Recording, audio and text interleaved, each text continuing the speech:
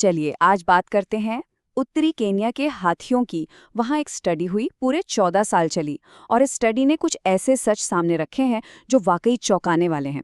ये सच उनकी पूरी आबादी के भविष्य पर एक बड़ा सवालिया निशान लगाते हैं। सदियों तक तो यही माना जाता था कि एक तंदुरुस्त बड़े हाथी का जंगल में कोई दुश्मन नहीं होता, उससे किसी से डरने की जरूरत नहीं। लेकिन पिछले कुछ दशकों में एक नया और बहुत ही खतरनाक शिकारी सामने आया है।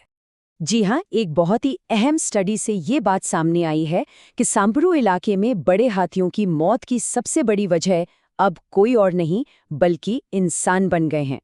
तो चलिए जरा गहराई से समझते हैं कि आखिर ये सब कैसे हुआ।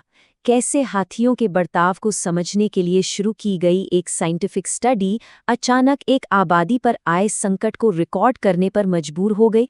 ये सब शुरू हुआ था एक सामान्य बिहेवियरल स्टडी के तौर पर, लेकिन बहुत जल्द ही अवैध शिकार इतना बढ़ गया कि ये स्टडी इंसानी दबाव के खिलाफ हाथियों के जिंदा रहने के संघर्ष की एक जरूरी पड़ताल में बदल गई।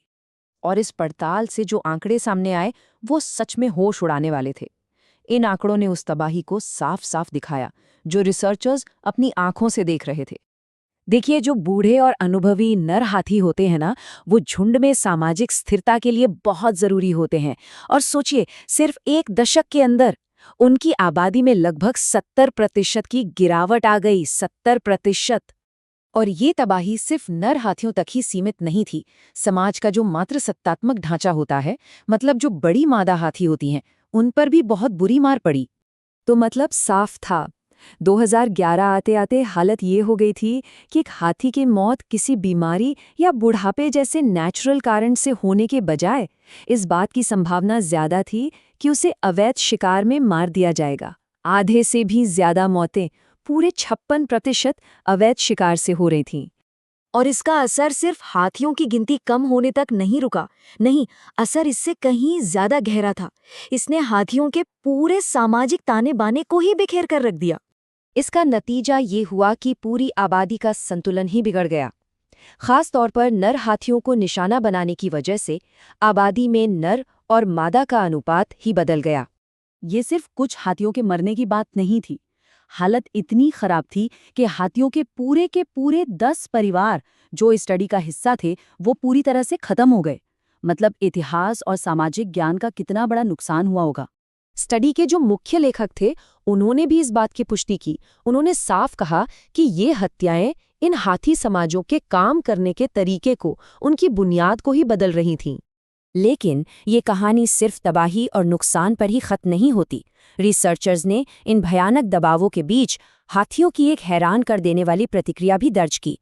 एक तरफ अवैध शिकार का कहर था, तो दूसरी तरफ भयानक सूखा पड़ा। इन दोहरे संकटों के बीच भी सांबुरू के हाथियों ने जिंदा रहने की एक जबरदस्त इच्छा शक्ति दिखाई। और इसीलिए इसके बाद जो बच्चों के जन्म में उछाल आया, वो और भी ज्यादा खास था। सोचिए, ये तब हुआ जब वो एक नहीं बल्कि अस्तित्व के दो बड़े खतरों का सामना कर रहे थे। हाथियों की तरफ से आई ये प्रतिक्रिया, ये बेबी बूम, एक उम्मीद की किरण की तरह है। ये दिखाता है कि इतनी बड़ी त्रासदी के सामने भी प्रकृति में टिके रहने की एक अविश्वसनीय ताकत होती है। तो कुल मिलाकर इस पूरी 14 साल की कहानी से हमें क्या पता चलता है? देखिए, एक तरफ तो इंसानों की वजह से हुई एक बहुत बड़ी त्रासदी है, दूसरी तरफ इन मुश्किल हालातों में भी हाथियों का जबरदस्त जुझारूपन भी देखने को मिलता है। ये कहानी दोनों पहलुओं को सामने रखती है। और यही बात हमें एक आखिरी और सबसे जरूरी सवाल पर लाकर छोड़ देती है। सवाल ये है कि इन शानदार जानवरों का भविष्य अब किस ओर जाएगा?